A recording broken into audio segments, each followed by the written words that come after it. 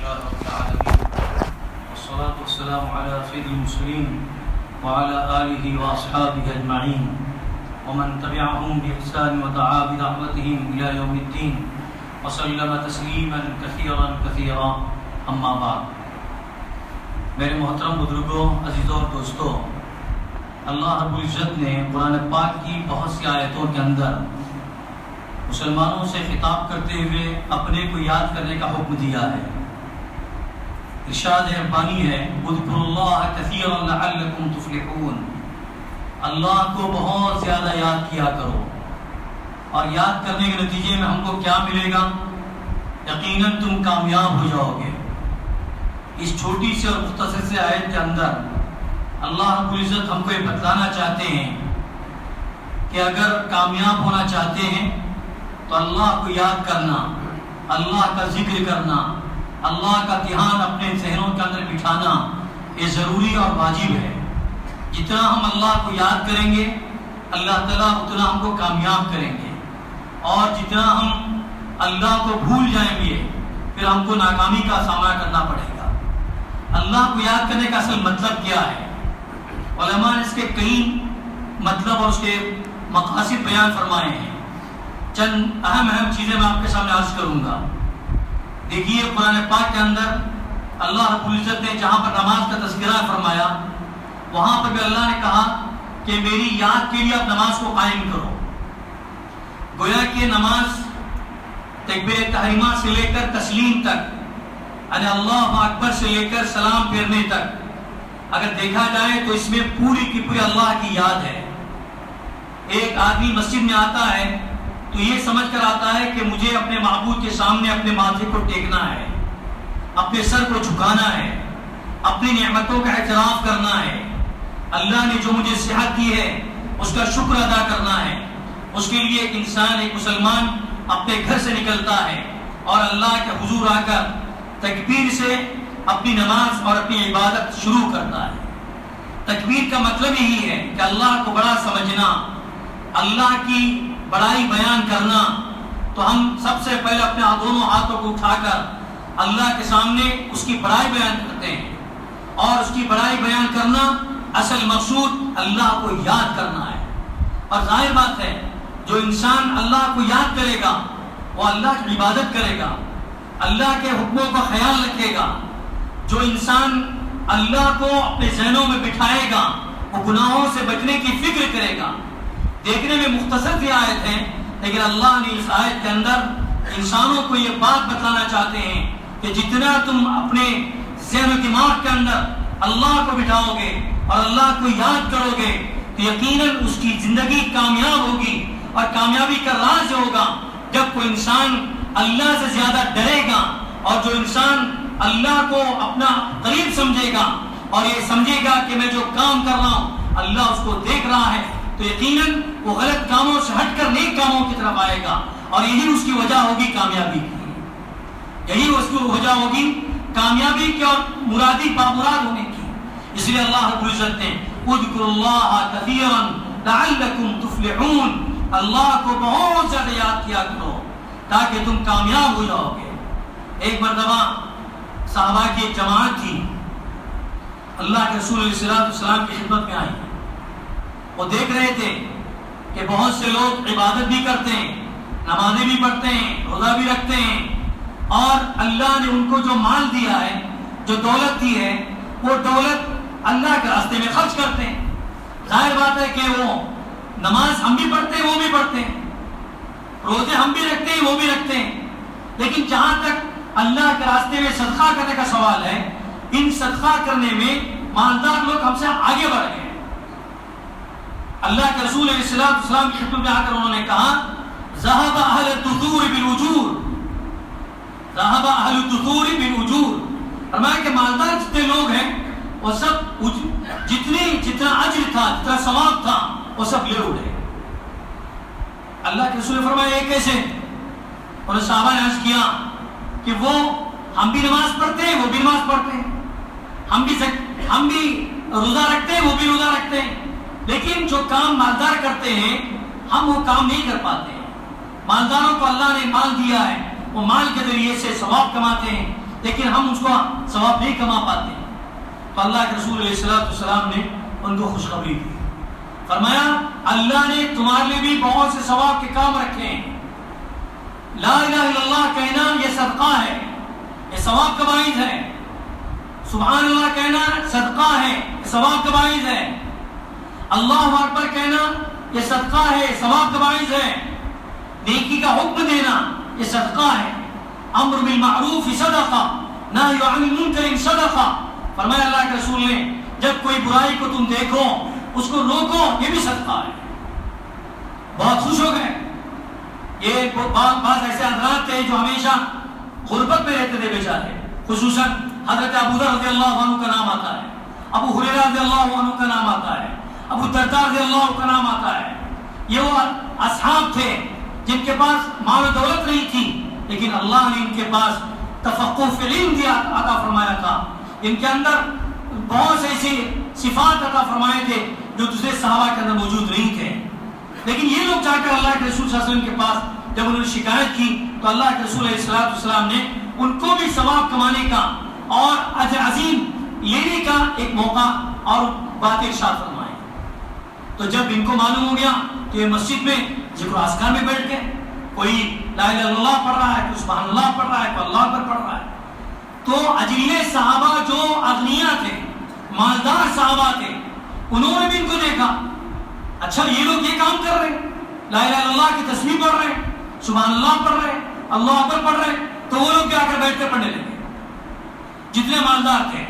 اس کے اندر حضرت عثمان عفان رضی اللہ عنہ تھے, حضرت ابوبکر صدیق رضی اللہ عنہ تھے, حضرت عوف رضی اللہ عنہ تھے.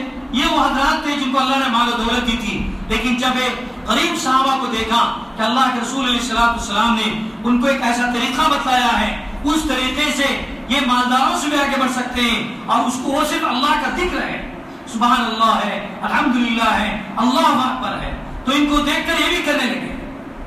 تو پھر گئے وہ صحابہ اللہ کے رسول صلی اللہ علیہ وسلم کی خدمت میں. فرمایا اللہ کے رسول جیسے ہم نماز پڑھتے ہیں وہ بھی نماز پڑھتے ہیں, ہم روزہ رکھتے ہیں وہ بھی روزہ رکھتے ہیں. جب آپ نے ہم کو ایک تدبیر بتائی کہ اللہ کا ذکر کیا کرو, تو ہم نے اللہ کا ذکر شروع کر دیا, تو انہوں نے بھی اللہ کا ذکر شروع کر دیا. تو پھر اللہ کے رسول علیہ السلام نے فرمایا ذالک فضل اللہ یؤتیہ من یشاء, یہ تو اللہ کا فضل ہے, اللہ رب العزت جس کو چاہتے ہیں عطا فرما دیتے ہیں.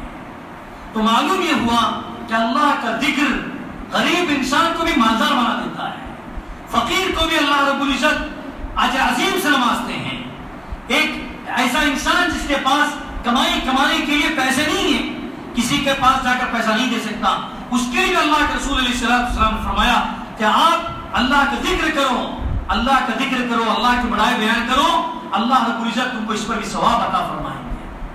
اسی طرح سے میرے بزرگوں اور بھائیوں, ہر نماز کے بعد اللہ کا ذکر کرنا یہ سنت ہے. ہر نماز کے بعد الحمدللہ اللہ کے فضل سے ہم مسجد میں آتے ہیں, ہم نماز پڑھتے ہیں. نماز پڑھنے کے بعد جو وقت ملتا ہے سلام پھرنے کے بعد, اللہ کے رسول علیہ السلام کا معمول تھا سب سے پہلے سلام پھرنے کے بعد اللہم انت السلام ومنک السلام تبارک ربنا وتعالیت یا ذا الجلال والاکرام. یہ اللہ کے رسول علیہ السلام فرمایا کرتے تھے, ارے اللہ کی تعریف, تو سلامتی والا ہے اور تیری طرف ہی سلامتی تمام لوٹتی ہے, اور تو بڑا ہی بابرکت ہے, تیری ذات بڑی بلند ہے, شان والی ہے. یہ ہم سلام کرنے کے بعد دعا کیوں کرتے ہیں, یا اللہ تو نے ہمیں جو موقع عنایت فرمایا نماز پڑھنے کا, اس سے ہم بڑے نہیں ہوئے, ہم ذکر کرنے سے, ہم تسبیحات پڑھنے سے, رکوع اور سجود کرنے سے ہم بڑے نہیں ہوئے. اے اللہ تیری ذات ہی بڑی ہے اور تو ہی عالی شان ہے, تو ہی محترم شان ہے. یہ ہم اللہ کے یہاں تذکرہ کرتے ہیں. اس کے بعد پھر اللہ کے رسول علیہ السلام فرمایا کہ جو نماز کے ہر فرض نماز کے بعد 33 مرتبہ سبحان اللہ, من سبح تسبیحۃ 33, اللہ کے رسول نے فرمایا کہ جو شخص 33 مرتبہ سبحان اللہ پڑھے, اس کے بعد 33 مرتبہ الحمدللہ پڑھے, 33 مرتبہ اللہ اکبر پڑھے, پھر ایک مرتبہ وہ کلمہ جو کلمہ توحید کہلاتا ہے, لا الہ الا اللہ وحدہ لا شریک لہ لہ الملک ولہ الحمد یحیی ویمیت وہو علی کل شیء قدیر. یہ کلمات جو کوئی ادا کرے گا اگر اس کے گناہ سمندر کے جھاگ کے برابر بھی کیوں نہ ہو اللہ تعالیٰ اس کو معاف فرما دیتے ہیں. کتنی بڑی فضیلت ہے. سمندر کا جھاگ, سمندر کا کنارہ, سمندر کتنا بڑا ہے یہ بتانے کی ضرورت نہیں. انسان دیکھ سکتا ہے کہ دنیا اللہ نے بنائی ہے, اس کے اندر جو پانی کو بسایا ہے 3 جگہوں پر, یعنی 3 حصے کو پانی اور 1 حصہ خشکی, کوئی اتنا بڑا سمندر اللہ نے بنایا. لیکن اس حدیث کے اندر اللہ کے رسول بتلانا چاہتے ہیں کہ جو اللہ کے ذکر سے اللہ کے قریب ہونا چاہتا ہے, جو سبحان اللہ پڑھتا ہے, الحمدللہ پڑھتا ہے, اللہ اکبر پڑھتا ہے, اس کے کتنے بڑے گناہ کیوں نہ ہو اللہ رب العزت اس کے گناہ کو معاف فرما دیتے ہیں. اور اسی انسان کو مثال کے لیے فرمایا کہ سمندر بہت بڑا ہوتا ہے, اس کی چوڑائی بہت بڑی, اس کا کنارہ ایک کنارہ سے دوسرے کنارہ انسان گن نہیں سکتا. لیکن اللہ رب العزت نے اپنی اس کے گناہوں کی کثرت کے باوجود معاف کرنے کے لیے مثال بیان فرمائی کہ اگر سمندر کے جھاگ کے برابر بھی گناہ ہو انسان کے تو اللہ رب العزت ان ذکر و اذکار سے اللہ تعالیٰ اس گناہ کو معاف فرما دیتے ہیں. ذرا سوچنا چاہیے میرے بزرگوں اور بھائیوں, ہم کئی سالوں سے پڑھ رہے ہیں تسبیحات, لیکن کبھی اس فضیلت کو سامنے رکھ کر ہم تسبیحات کو پڑھیں.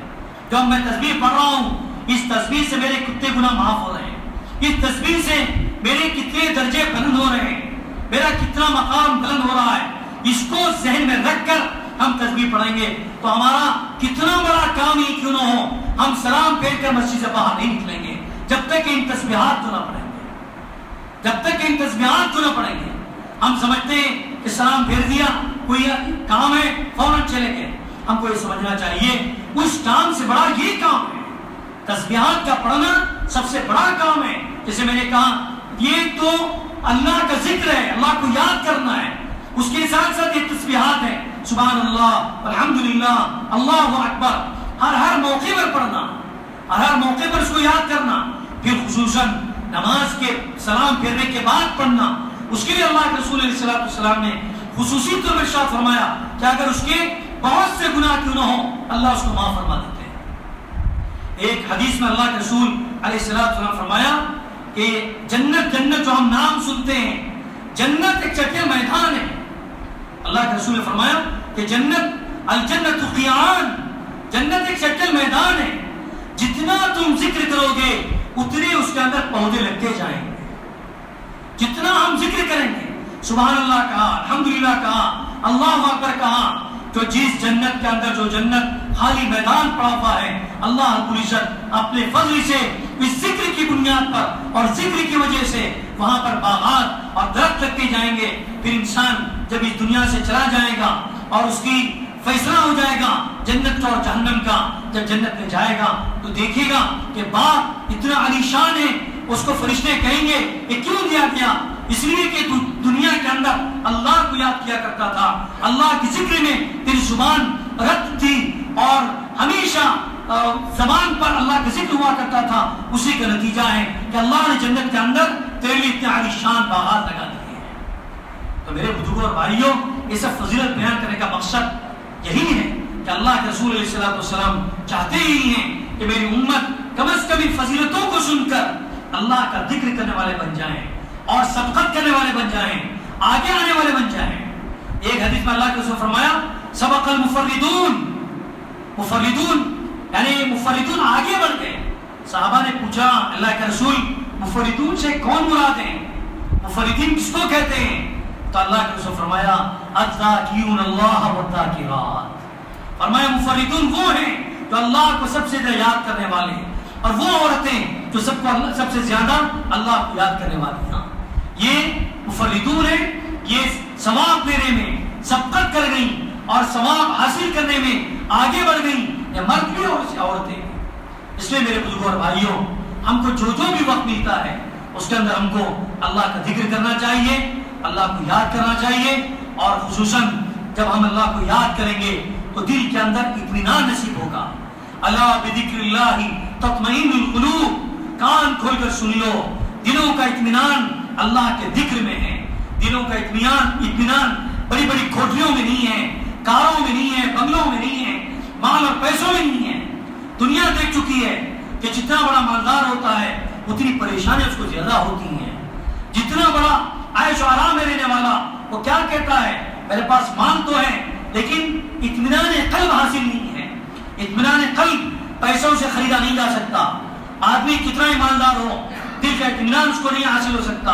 दिल के इत्मीनान को अल्लाह रब्बुल इज्जत ने कुरान पाक में अंदर फरमाया, अला बिज़िक्रिल्लाहि तत्मइन्नुल क़ुलूब। दिल के अंदर अगर हम इत्मीनान चाहते हैं तो हमको अल्लाह को याद करना पड़ेगा।